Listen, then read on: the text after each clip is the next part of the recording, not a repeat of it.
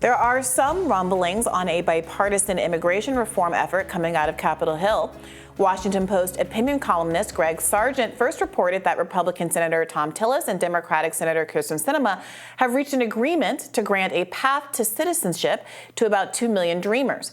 The deal would also speed up elements of the asylum process and add more money toward border security. But any agreement on immigration, however promising, could face multiple snags, as the Hill's Rafael Bernal reports. Quote, immigration advocates on either side of the aisle are hard-pressed to move during the lame duck session, as the incoming House GOP majority is unlikely to reach any sort of immigration deal that doesn't cross Democratic red lines. So we were talking before we started rolling here that neither of us are actually all that expectant that this will go anywhere. Immigration is something the Republican base is very, very fired up about always. Honestly, the success of the Trump, to the extent there was success, the initial success for Trump was due to reading what conservative, not just the tiny sliver of the base, but the conservative movement wants in terms of immigration, had priorities that were not in step with what Republican elites, what the GOP wanted. And there was George Bush tried to do an immigration deal. So now there is an understanding, and the people, the voters in Republican circles, I'm sure they'd want more border security, but they don't want anything that even closely resembles amnesty for anyone, including the Dreamers. That's going to be a minority position among voters overall, but within the GOP, That's a very popular position. So I don't see them moving on it. And why would they get ground? Kevin McCarthy is saying, if he is, leader, that he absolutely won't broker any kind of negotiation for Dreamers at all. I think we have that side. He's pretty firm about that. Under Republicans, would amnesty of any kind for any group of these migrants who have come across ever be on the table? No amnesty. No amnesty. Yeah. No equivocation there. Moreover, they would have to get 10 Republican votes for this.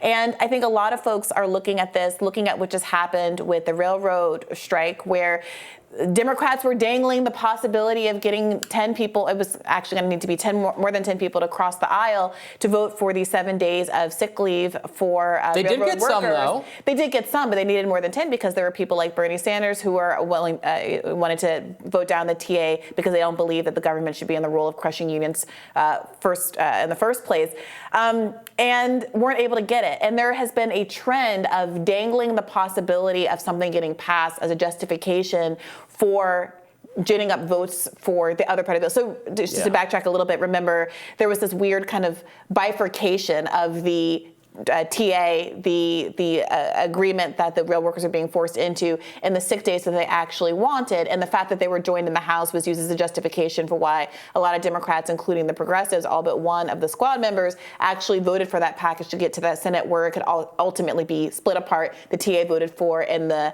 ability for a legal strike to happen crushed, and therefore all of the leverage of the rail workers to be stripped away. So people are looking at all these machinations. We saw it with the $15 minimum wage. We saw it with the Build Back Better bill, where there is this promise that maybe they're going to get the votes for X, Y, and Z that never seem to quite materialize. And it's hard to say. Now, Greg Sargent, in his article, is pointing to the fact that there are a number of retiring Republicans like Roy Blunt of Missouri and Pat Toomey of Pennsylvania, and also other Republicans that have shown some willingness to challenge the Trump wing of the party, like Mitt Romney and Lisa Murkowski, who might be those to cross the aisle. But even so, do they have 10? Yeah, it seems doubtful, which is a shame because the policy, as described, sounds pretty good from my standpoint. I'm more for immigration than much of the current GOP, but it was asylum for some dreamers who are here already. I mean, they're not going anywhere. They're here. No one in their wildest dreams thinks we're actually going to send all these people back to Mexico. That's a delusion. Or wherever they're from. But it would combine it with some more funding for border security and then an actual reforms to this asylum process. We need to make it, people are, I think, understandably dissatisfied with this new reality, which is everybody comes in, claims asylum, even if that doesn't really fit their situation, and then they move about the country as they wait to be adjudicated. We need to make the process simpler and more streamlined. And fine, then we can have, if people are concerned that we don't have enough control over who's coming here, that's because of what the process is. Make it easy to do, and then you know who's coming, and then you won't have as much of it in the sketchy illegal, dangerous for them, the conditions they come over here on. Yeah, that and seems to be like an clear, improvement on what we have right now. Part of the issue is that people are coming here claiming asylum, and they're not allowed to move to the country. In fact, especially depending on what country you've come from, you are deported back to it without your asylum claim actually being vetted. So I'm not going to sit here and say that every asylum claim is meritorious or equally meritorious, but it's a real problem if you're making decisions based on country of origin as opposed to individual claim and putting people back in situations where they are subject to real threats to their life.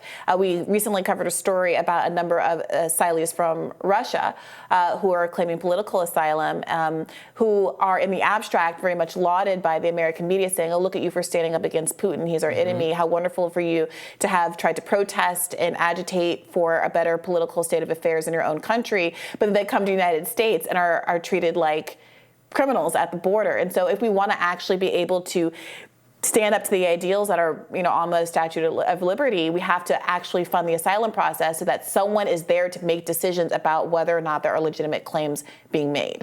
Or make the process so that that's not the only way to get into the country right now. Absolutely. That you don't have to come up with some political rationale for why you're doing this. It could just be you want to move to America because you want better economic opportunity, you want to contribute to our country, you want to work, et cetera.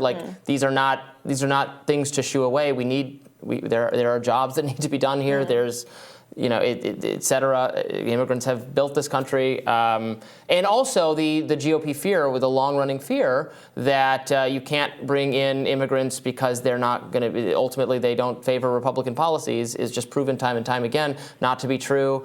Florida, DeSantis, who I think in many ways is showing the way forward for the GOP, or what a successful GOP could look like, has created a state, has built a relationship with immigrant voters that is very favorable to Republican terms. So don't throw up your hands and give up here. He's showing you the way. There's a lot the National Party can learn from what he's done, and it's just not true that you need to keep out these voters in order to ever be successful at the ballot box. Yeah, well, it'll be interesting to see if that reality starts to change the kinds of positions that people like Kevin McCarthy take going down the pike, and to what extent some of this Republican opposition to immigration really was about feeling like it was hurting them electorally. Because you did hear a lot of that. You did hear, Democrats are openly bragging about wanting immigrants to come in this country so they can win elections. Right. And they were openly bragging about that. They were absolutely. They were just wrong. They are increasingly wrong. Yeah. So as that trend continues, let's see if that messaging actually shifts, and maybe that is part of the justification for why folks think that they might be able to actually get 10 Republican votes for this immigration deal. Yeah, we'll see. All right, more Rising in just a minute. Stay tuned.